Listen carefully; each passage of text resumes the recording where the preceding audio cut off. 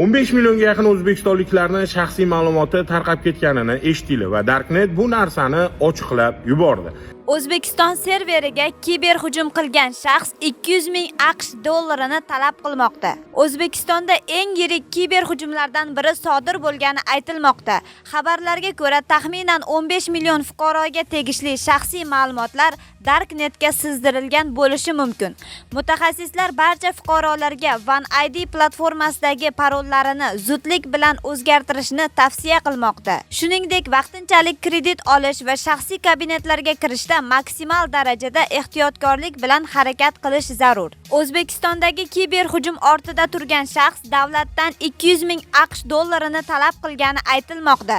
Uning da'vosiga ko'ra, agar ushbu summa to'lansa, 15 million fuqaroga tegishli sizdirilgan shaxsiy ma'lumotlar tarqatilmaydi va ular xavfsiz holda saqlanadi. Bu esa vaziyatning naqadar jiddiy ekanini ko'rsatadi.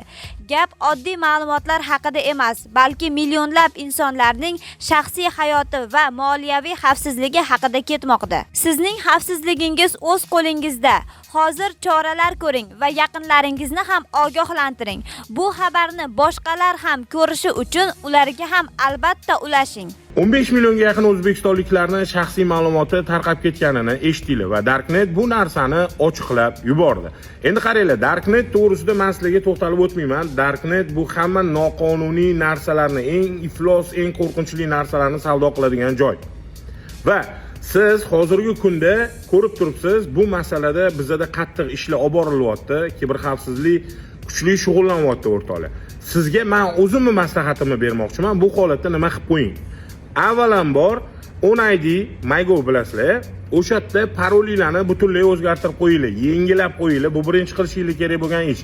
Ikkinchi qilishingiz kerak bo'lgan ish, o'rtoqlar, bankdan sizlarning nomingizga kredit olishni to'xtattirib qo'yinglar va xususan oila a'zolaringlarnikini ham xuddi shunaqa qilib kredit berishni to'xtatib qo'yinglar.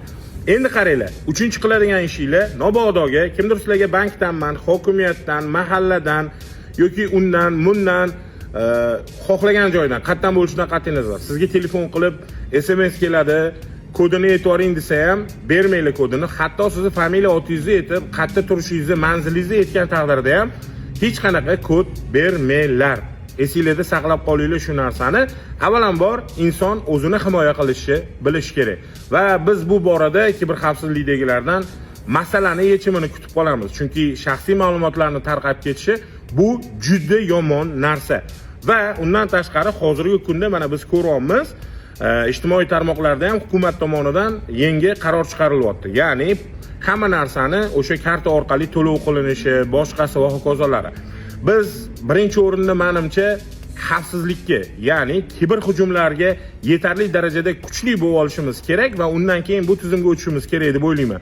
Bo'lmasa bizda kim ko'p, sodda insonlar ko'p va bu sodda insonlar ertaga millionlab mablag'larni yo'qotishini xohlamaymiz. Joninglar omon bo'lsin, kanalga obuna bo'lib, like bosib qo'ying.